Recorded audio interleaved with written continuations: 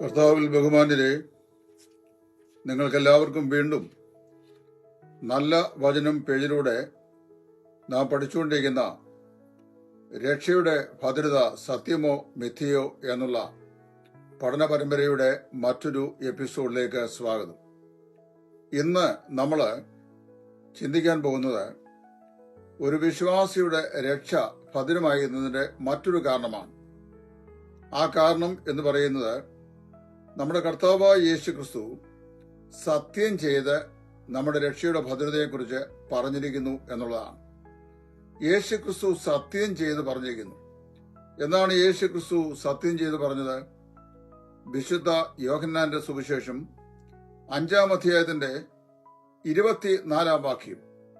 ആ വാക്യത്തിൽ ഇങ്ങനെ നാം വായിക്കുന്നു: ആമേൻ ആമേൻ, ഞാൻ നിങ്ങളോട് പറയുന്നു, എന്റെ വചനം കേട്ട് എന്നെ അയച്ചവനിൽ വിശ്വസിക്കുന്നവന് നിത്യജീവൻ ഉണ്ട്. അവൻ ന്യായവിധിയിൽ ആകാതെ മരണത്തിൽ നിന്ന് ജീവങ്കിലേക്ക് കടന്നിരിക്കുന്നു. ഇവിടെ ആമേൻ ആമേൻ എന്നതിന് ഇംഗ്ലീഷ് ബൈബിൾ എഴുതുന്നത് ട്രൂലി ട്രൂലി, വെറിലി വെറിലി എന്നാണ്. Verily verily or truly truly, I say unto you, he that believeth in me, and the one whom has sent me has eternal life. He shall never enter into judgment എന്നാണ് പറയുന്നത്. ഇവിടെ കർത്താവായ യേശു ക്രിസ്തു ആണയിട്ട് ഉറപ്പിച്ചു പറയുകയാണ്, യേശു ക്രിസ്തുവിൽ വിശ്വസിക്കുന്ന ഒരു പാപി, ആ പാപി കർത്താവായ യേശു ക്രിസ്തുവിൽ എപ്പോൾ വിശ്വസിക്കുമോ ആ നിമിഷത്തിൽ തന്നെ അവൻ എന്ത് ചെയ്യുന്നു? അവൻ നിത്യജീവൻ പ്രാപിച്ചിരിക്കുന്നു. ഇവിടെ പറയുന്നത്, എന്നെ വിശ്വസിച്ച് എന്റെ വചനം കേട്ട് എന്നെ അയച്ചവനിൽ വിശ്വസിക്കുന്നവന് നിത്യജീവൻ ഉണ്ടാകാൻ പോകുന്നു എന്നല്ല, ഭാവിയിൽ ഉണ്ടാകും എന്നും അല്ല. എന്റെ വചനം കേട്ട് എന്നെ അയച്ചവനിൽ വിശ്വസിക്കുന്നവന് നിത്യജീവൻ ഉണ്ട്. ഒരു ഷുവർട്ടിയാണ്, ഒരു ഉറപ്പാണ്, ഒരു നിശ്ചയദാർഢ്യതയാണ്. ഈ നിശ്ചയദാർഢ്യത നമ്മുടെ എല്ലാവരുടെയും ജീവിതത്തിൽ ഉണ്ടാകേണ്ടത് ആവശ്യമാണ്. ഞാൻ ഒരിക്കൽ പറഞ്ഞതാണെന്ന് എനിക്ക് ഒരു ഓർമ്മയിൽ തെളിയുന്നു. മൈക്കിൾ ഫാരഡേ ശാസ്ത്രലോകത്തെ അറിയപ്പെട്ട ദൈവവിശ്വാസിയായ ഒരു ശാസ്ത്രജ്ഞനായിരുന്നു. അദ്ദേഹം തന്റെ മരണശൈലിയിലായി. തന്റെ മരണത്തെ സംബന്ധിച്ച് അദ്ദേഹത്തിന് വ്യക്തമായ ഒരു സമയ നിശ്ചയമുണ്ടായിരുന്നു. അവസാന നിമിഷം വരെയും അദ്ദേഹം വളരെ സുസ്മേര വദനനായി, പ്രത്യാശയുള്ളവനായി, ധൈര്യമുള്ളവനായി, മരണത്തിന്റെ മുമ്പാകെ ഭയപ്പെടാതെ, ചഞ്ചലപ്പെടാതെ തന്റെ കിടക്കയിൽ നിവർന്ന് കിടക്കുകയായിരുന്നു.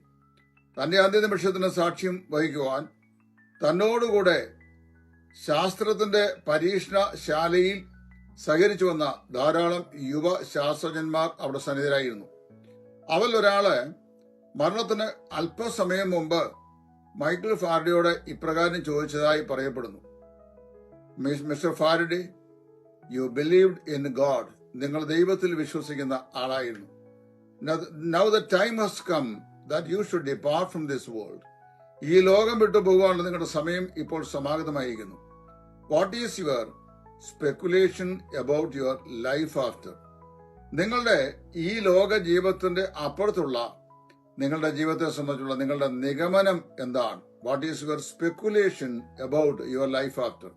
ഈ ജീവിതത്തിന്റെ അപ്പുറത്ത്, മരണത്തിന്റെ അപ്പുറത്തുള്ള ജീവിതത്തെ സംബന്ധിച്ച് നിങ്ങളുടെ നിഗമനം എന്താണ്? അതായത് കേട്ടിട്ട് വളരെ പതുങ്ങിയ സ്വരത്തിൽ തന്നോട് ചോദ്യം ചോദിച്ച യുവ സയന്റിസ്റ്റിനോട് ഇങ്ങനെ പറഞ്ഞു: speculations are by none, but I have only certainty. എനിക്ക് നിഗമനങ്ങളില്ല, നിശ്ചയദാർഢ്യത മാത്രമേ ഉള്ളൂ എന്ന് പറഞ്ഞു. അനേക ആളുകളും നിഗമനങ്ങളിലാണ് തങ്ങളുടെ ജീവിതം മുമ്പോട്ട് കൊണ്ടുപോയിക്കൊണ്ടിരിക്കുന്നത്. ഇവിടെ യേശു ക്രിസ്തു പറയുകയാണ്, ആമേൻ ആമേൻ, ദാറ്റ് മീൻസ് സത്യം സത്യമായി ഞാൻ നിങ്ങളോട് പറയുന്നു, എന്റെ വചനം കേട്ട് എന്നെ അയച്ചവനിൽ വിശ്വസിക്കുന്നവന് നിത്യജീവൻ ഉണ്ട്.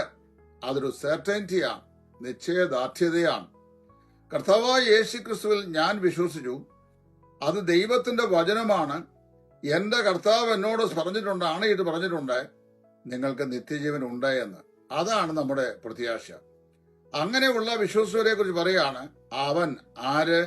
യേശു ക്രിസ്തുവിൽ വിശ്വസിച്ചവർ, അവന്റെ വചനം കേട്ട് വിശ്വസിച്ചവർ, തന്നെ അയച്ച പിതാവായ ദൈവത്തെ വിശ്വസിച്ചവർ, അവൻ ന്യായവിധിയിൽ ആകാതെ മരണത്തിൽ നിന്ന് ജീവനിലേക്ക് കടന്നിരിക്കുന്നു. ഒരു വലിയ ട്രാൻസ്ഫോർമേഷൻ അവന്റെ ജീവിതത്തിൽ ഉണ്ടായിരിക്കുന്നു.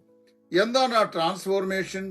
ആ ട്രാൻസ്ഫോർമേഷൻ എന്ന് പറയുന്നത് മരണത്തിൽ നിന്ന് ജീവനിലേക്കുള്ള പരിവർത്തനമാണ്. അതിക്രമങ്ങളിലും പാപങ്ങളിലും മരിച്ചവരായിരുന്ന മനുഷ്യവർഗം കർത്താവായ യേശു ക്രിസ്തുവിൽ വിശ്വസിക്കുന്ന അതേ നിമിഷത്തിൽ തന്നെ എന്ത് ചെയ്യുന്നു? Transplanted from death unto life, മരണത്തിൽ നിന്ന് നമ്മെ ജീവനിലേക്ക് മാറ്റി നടന്നു. പൗലോസ് ലേഖനത്തിൽ അപ്പോസ്തലനായ പൗലോസ് പറയുമ്പോൾ നമ്മൾ വായിക്കുന്ന ഈ സ്നേഹനിധിയായ ദൈവത്തിന്റെ രാജ്യത്തിൽ നമ്മെ ആക്കി വെച്ചിരിക്കുന്നുവെന്നാണ്. പാപത്തിന്റെ ശാപമായ മരണത്തിൽ നിന്ന് വെളിച്ചത്തിന്റെ ദാതാവായ കാരണക്കാരനായ ദൈവത്തിന്റെ സ്നേഹത്തിന്റെ രാജ്യത്തിലേക്ക് നമ്മെ മാറ്റിയിരിക്കുകയാണ്. We have been transplanted from death kingdom of darkness unto the kingdom marvellous kingdom of light.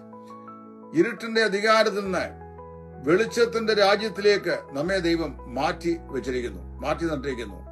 മരണത്തിൽ നിന്ന് നാം ജീവനിലേക്ക് കടന്നിരിക്കുന്നു. പാപി കർത്താവായ യേശു ക്രിസ്തു വിശ്വസിക്കുമ്പോൾ ദൈവം പറയുകയാണ്, സത്യം ചെയ്ത് പറയുകയാണ്, സത്യം സത്യമായി ഞാൻ നിങ്ങളോട് പറയുകയാണ്, നിങ്ങൾ എന്റെ വചനം കേട്ട് എന്നെ അയച്ചവനിൽ വിശ്വസിക്കുന്ന നിമിഷത്തിൽ തന്നെ എന്ത് സംഭവിക്കുന്നു? നിങ്ങൾ മരണത്തിൽ നിന്ന് ജീവനിലേക്ക് മാറ്റി നടപ്പെട്ടിരിക്കുന്നു. തിരിച്ച് ജീവനിൽ നിന്ന് മരണത്തിലേക്ക് മടക്കിക്കൊണ്ടുവരുന്ന ഒരു സംവിധാനത്തെക്കുറിച്ച് വേദപുസ്തകത്തിൽ എവിടെയും പ്രസ്താവിക്കുന്നില്ല. ഇവിടെ വളരെ നിശ്ചയദാർഢ്യതയോടുകൂടെ കർത്താവ് പറയുകയാണ്, അങ്ങനെയുള്ളവർക്ക് നിത്യജീവൻ ഉണ്ട്. That is surety. അപ്പൊ വാസ്തവത്തിൽ ഇനി ന്യായവിധി എന്ന് പറയുന്നത് യുഗങ്ങൾ കഴിഞ്ഞിട്ട് വരാൻ പോകുന്ന ഒരു ഭാവികാല അനുഭവമാണ്. ഇപ്പോഴത്തെ കാര്യമല്ല, വരും ഭാവിയിൽ. അതായത് കർത്താവിന്റെ വെള്ളസിംഹാസന ന്യായവിധിയാണ് ഇവിടെ പറയപ്പെടുന്ന ന്യായവിധി. അത് അനധി വിദൂര ഭാവിയിൽ കർത്താവായ യേശു ക്രിസ്തുവിൽ വിശ്വസിക്കുന്ന ദൈവമക്കളെ, കർത്താവിന്റെ സഭാംഗങ്ങളെ കർത്താവിന്റെ സന്നിധിയിലേക്ക് ചേർത്ത ശേഷം അവിടുന്ന് ഈ ഭൂമിയിൽ വന്ന് 1000 ആണ്ട് ഈ ലോകത്തെ നീതിയോട് ഭരിച്ചതിനും ശേഷം 1000 ആണ്ടിന്റെ അന്ത്യത്തിലാണ് വെള്ളസിംഹാസനം സ്ഥാപിച്ച് കർത്താവിൽ വിശ്വസിക്കാത്തവരെ, സുവിശേഷത്തിൽ വിശ്വസിക്കാത്തവരെ നിത്യശിക്ഷാവധിക്കായി മുദ്രയിട്ട് വേർതിരിക്കുന്നത്.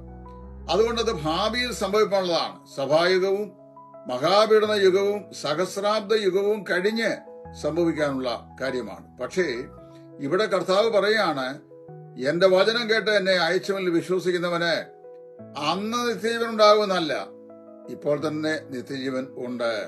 അവൻ ന്യായവിധിയിലാകാതെ മരണം വിട്ട് ജീവനിലേക്ക് പ്രവേശിച്ച് കഴിഞ്ഞിരിക്കുന്നു. ഇത് വിശ്വസിക്കുവാനുള്ള മനുഷ്യന്റെ കഴിവില്ലായ്മയെ മനസ്സിലാക്കിയ ദൈവം അവിടെ ഉറപ്പിച്ച് അതാ ആണയിട്ട് പറയുകയാണ്. നമ്മുടെ കർത്താവ് വിശ്വസ്തനായ കർത്താവ്, തന്റെ ആണയെക്കുറിച്ച് അനുദപിക്കാത്തവൻ, വാഗ്ദത്തങ്ങളെക്കുറിച്ച് അനുദപിക്കാത്തവൻ, ആണയിട്ട് ഉറപ്പിച്ച് ഇങ്ങനെ പറയുമ്പോൾ നമുക്കത് വിശ്വസിക്കുവാൻ കഴിയുന്നില്ലെങ്കിൽ വിശ്വാസം ലഭിക്കുവാൻ പ്രാർത്ഥിക്കുകയല്ലാതെ വേറെ ഒരു പോംവഴിയുമില്ല. കർത്താവായ യേശു ക്രിസ്തുവിൽ വിശ്വസിക്കുന്ന ഏതു മനുഷ്യനും വർത്തമാനകാല അനുഭവത്തിൽ ഇൻസ്റ്റന്റ്ലി അവന് നിത്യജീവന്റെ അനുഭവമുണ്ട്. അവൻ മരണത്തിൽ നിന്ന് ജീവനിലേക്ക് പ്രവേശിക്കുന്നു. മാത്രമല്ല ദൈവനും പറയാണ്, അങ്ങനെ കർത്താവിന്റെ വചനം അത് കേട്ട് വിശ്വസിച്ച ദൈവമക്കളായവരെ കർത്താവ് വ്യക്തിപരമായി അറിയുന്നുണ്ട്. കർത്താവ് എന്താ യോഹന്നാന്റെ സുവിശേഷത്തിൽ പറഞ്ഞത്? 10-ാം അധ്യായം 27 എന്റെ ആടുകളെ ഞാൻ അറിയുന്നു, എന്റെ ആടുകളെ എന്റെ ശബ്ദം കേൾക്കുന്നു, ഞാൻ അവയെ അറിയുന്നു, അവ എന്നെ അനുഗമിക്കുന്നു. കർത്താവിന്റെ മക്കൾ ആരാണെന്ന് ദൈവത്തിന് നിശ്ചയമായിട്ട് അറിയാം. പിശാചിന്റെ മക്കൾ ആരാണെന്ന് ദൈവത്തിന് വ്യക്തമായിട്ട് അറിയാം. ഇപ്പൊ ദൈവം നമുക്ക് നിത്യജീവനെ തന്നിട്ട് പറയുകയാണ്, നിങ്ങൾക്ക് നിത്യജീവനുള്ളവരാണ്, നിങ്ങൾ മരണം വിട്ട് ജീവനിലേക്ക് കടന്നവരാണ്, നിങ്ങൾ ദൈവത്തിന്റെ മക്കളാണ് എന്ന് പറയാണ്. അത് അവരെ ഞാൻ അറിയുന്നു. ദൈവം നമ്മെ അറിയുന്നു. ഗലാത്യ ലേഖനം 4:9 നാം ദൈവത്തെ അറിഞ്ഞും വിശേഷാൽ ദൈവം നമ്മെ അറിഞ്ഞിരിക്കുന്നു എന്ന് വായിക്കുന്നു. നാം ദൈവത്തെ അറിഞ്ഞും വിശേഷാൽ ദൈവം നമ്മെ അറിഞ്ഞും ഇരിക്കുന്നു. നാം ദൈവത്തെ അറിയുക എന്ന് പറയുന്നത് വളരെ കോമൺ ആയിട്ടുള്ള ഒരു ഫാക്ടറാണ്. ഞാൻ കർത്താവായ യേശു ക്രിസ്തുവിനെ രക്ഷിതാവും കർത്താവുമായി വിശ്വസിച്ചപ്പോൾ ദൈവത്തെ അറിയുവാൻ ഉള്ള ഭാഗ്യം എനിക്കുണ്ടായി. അങ്ങനെ ദൈവത്തിൽ വിശ്വസിച്ച, കർത്താവായ യേശു ക്രിസ്തുവിൽ വിശ്വസിച്ച എന്നെ ദൈവം അറിയുന്നു പറയുമ്പോൾ വളരെ പർട്ടിക്കുലർലി ദൈവത്തിന് എന്നെ കുറിച്ചുള്ള ആ ബന്ധം എന്താണെന്ന് വ്യക്തമാകുകയാണ്. ഒരു പുഴുവിനെയും പരമാണുവിനെയും പോലും ദൈവത്തിന് അറിയാം. ദൈവത്തിന്റെ സൃഷ്ടിപ്പെട്ട അതിസൂക്ഷ്മമായ ഒരു പുഴുവിനെയും ഒരു പരമാണുവിനെ പോലും ദൈവത്തിന് അറിയാം. ദൈവത്തിന്റെ അറിവിന്റെ പരിധിയിൽ വരാത്ത യാതൊന്നും ദൈവത്തിന്റെ സൃഷ്ടിയിലില്ല. സകലവും ദൈവത്തിന്റെ അറിവിന് അകത്ത് നിൽക്കുന്നതാണ്. ആ അറിവിനെ കുറിച്ചല്ല ഇവിടെ പറയുന്നത്. That is the general knowledge of God regarding his creation. ദൈവത്തിന്റെ സൃഷ്ടിയെ സംബന്ധിച്ചുള്ള ദൈവത്തിന്റെ പൊതുവായ കോമണായ സാധാരണയായ അറിവിനെ കുറിച്ചാണ് പറയുന്നത്. ഇവിടെ പറയുന്നത് നിങ്ങൾ ദൈവത്തെ അറിഞ്ഞും വിശേഷാൽ ദൈവം നിങ്ങളെ അറിഞ്ഞിരിക്കുന്നു. അപ്പൊ ദൈവം എന്നെ അറിയുന്നു. ഉദാഹരണം ഞാൻ പറയാം, ഇന്ത്യൻ പ്രധാനമന്ത്രി എന്ന നിലയിൽ നമ്മുടെ ബഹുമാനപ്പെട്ട നരേന്ദ്ര മോദിജിയെ ഇന്ത്യയിലെ എല്ലാ പൗരന്മാർക്കും അറിയാം. അപ്പൊ ഞാൻ പറയുന്നു, എനിക്ക് നരേന്ദ്ര മോദി എന്ന ഇന്ത്യൻ പ്രധാനമന്ത്രിയെ അറിയാം എന്ന് ഞാൻ പറയുമ്പോൾ ആ അറിവ് ഒരു കോമൺ അറിവാണ്. ഞാൻ ഇന്നുവരെയും അദ്ദേഹത്തെ നേരിട്ട് കണ്ടിട്ടില്ല. എന്നാൽ അദ്ദേഹത്തെ വർത്തമാന പത്രങ്ങൾ, മറ്റ് സാമൂഹ്യ മാധ്യമങ്ങൾ, അതുപോലെ ടെലിവിഷൻ, ഇന്റർനെറ്റ്, ഇൻസ്റ്റാഗ്രാം മുതലായ മാർഗങ്ങൾ കൂടെ ഒക്കെ ഞാൻ അദ്ദേഹത്തെ കണ്ടിട്ടുണ്ട്. നിങ്ങളെല്ലാവരും കാണുന്നു, നമ്മളെല്ലാ ദിവസവും കാണുന്നത് നമ്മുടെ പ്രധാനമന്ത്രിയാണ്. നമ്മൾ പ്രാർത്ഥിക്കുന്ന, നമ്മൾ സ്നേഹിക്കുന്ന നമ്മുടെ രാജ്യത്തിന്റെ പ്രധാനപ്പെട്ട മന്ത്രിയാണ്. എന്നാൽ അത് എനിക്ക് എന്റെ പ്രധാനമന്ത്രി ആയതുകൊണ്ട് എനിക്ക് പറയാം, Modiji is my prime minister, എന്റെ പ്രധാനമന്ത്രിയാണ് എന്ന് എനിക്ക് പറയാം. എനിക്ക് അവകാശവാദം ഉന്നയിക്കാം. കാരണം ഞാൻ ഇന്ത്യൻ പൗരനാണ്, രാജ്യസ്നേഹിയാണ്, ഈ രാജ്യത്ത് വസിക്കുന്നയാളാണ്.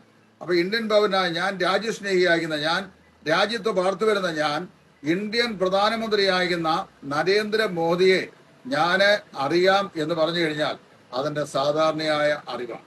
എന്നാൽ ഒരു കാര്യം മനസ്സിലാക്കണം, മറുഭാഗത്ത് ഞാൻ ഇങ്ങനെ പറഞ്ഞിരിക്കുക, ബഹുമാനപ്പെട്ട ഇന്ത്യൻ പ്രധാനമന്ത്രിക്ക് എന്നെ അറിയാം. അത് എന്ന് പറഞ്ഞാൽ അത് വളരെ വ്യക്തിപരമാകുന്ന ഒരു അറിവും വ്യക്തിപരമായ ബന്ധവുമാണ്.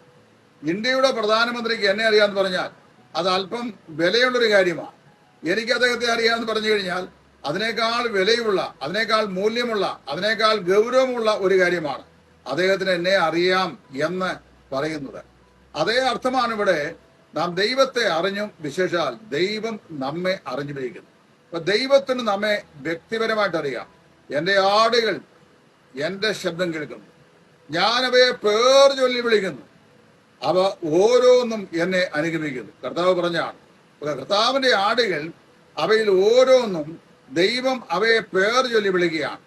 കർത്താവായ യേശു ക്രിസ്തുവിന്റെ ചങ്കിലെ ചോരയാൽ വീണ്ടെടുക്കപ്പെട്ട, പാവമോചനം പ്രാപിച്ച, രക്ഷയുടെ പദ്ധതിയിലേക്ക് പ്രവേശിക്കപ്പെട്ട ഓരോ ക്രിസ്തുവിശ്വാസിയെയും ഓരോ ദൈവവേദനയും സ്വർഗത്തിലെ ദൈവത്തിന് പേര് സഹിതം അറിയാം. ഉദാഹരണം പറഞ്ഞാൽ എന്റെ പേര് ടൈറ്റസ് എന്നാണ്. അപ്പൊ എന്നെ അറിയാൻ വയ്യാത്ത എത്രയോ ആളുകൾ ഞങ്ങളുടെ സമൂഹം തന്നെയുണ്ട്. ഞാനിത് ഒരു മൂലയ്ക്ക് ഇങ്ങനെ ഒതുങ്ങിക്കൂടി കഴിയുന്ന ഒരു മനുഷ്യനാണ്.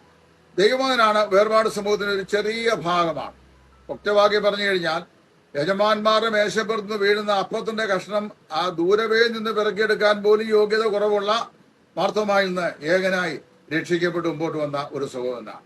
അപ്പൊ അങ്ങനെ ആകുമ്പോൾ തന്നെ എന്നെ അറിയാൻ വയ്യാത്ത ഒരുപാട് ആളുകൾ ഞങ്ങളുടെ സമൂഹത്തിൽ തന്നെയുണ്ട്. ഈ ഒരു സമയത്ത് ഞാൻ ഒരു സ്ഥലത്ത് നിന്ന് വളരെ ദൂരമല്ല, കോട്ടയം ജില്ലയിലുള്ള ഒന്ന് രണ്ട് സ്ഥലങ്ങളിൽ ഒന്ന് രണ്ട് മരണത്തോട് വന്ന് ചെന്ന് കഴിഞ്ഞപ്പോൾ ചില ആളുകളെ വരുമ്പോൾ എന്നെ കണ്ടിട്ടില്ല, അറിയാൻ വയ്യ എന്ന് പറയും. ഒരുപാട് ആളുകൾക്ക് എന്നെ അറിയാൻ വയ്യാത്തതുണ്ട്. എന്നാൽ ഒരു വർഷം മനസ്സിലാക്കണം, സ്വർഗത്തിലെ ദൈവത്തിന് എന്നെ അറിയാം.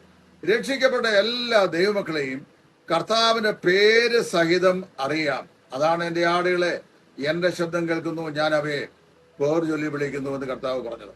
ഇനിയും കർത്താവായ യേശു ക്രിസ്തുവിന് കർത്താവിന്റെ നാമത്തിൽ അടയാളങ്ങളും അത്ഭുതങ്ങളും വീര്യപ്രവൃത്തികളും ഒക്കെ ചെയ്തിട്ടും ദൈവത്തിന് അറിയാൻ വയ്യാത്ത ആളുകളുണ്ട്. മത്തായിയുടെ സുവിശേഷം 7-ാം അധ്യായത്തിന്റെ 22-23 വാക്യങ്ങളിൽ നമ്മുടെ കർത്താവായ യേശു ക്രിസ്തു ഇങ്ങനെ പറഞ്ഞു, ആ നാളിൽ അനേകം എന്റെ അടുക്കൽ വന്ന്, കർത്താവെ, നിന്റെ നാമത്തിൽ ഞങ്ങൾ ഭൂതങ്ങളെ പുറത്താക്കി, നിന്റെ നാമത്തിൽ ഞങ്ങൾ പൊതുഭാഷകൾ സംസാരിച്ചു, നിന്റെ നാമത്തിൽ ഞങ്ങൾ വീര്യപ്രവൃത്തികൾ ചെയ്തു, നിന്റെ നാമത്തിൽ ഞങ്ങൾ ഇങ്ങനെ പലതും ചെയ്തു പറയുമ്പോൾ ആ നാളിൽ അവൻ അവരോട്, ശപിക്കപ്പെട്ടവരെ, ഞാൻ നിങ്ങളെ ഒരു നാളും അറിയുന്നില്ല എന്ന് തീർത്തു പറയും എന്നാണ് കർത്താവ് പറഞ്ഞത്.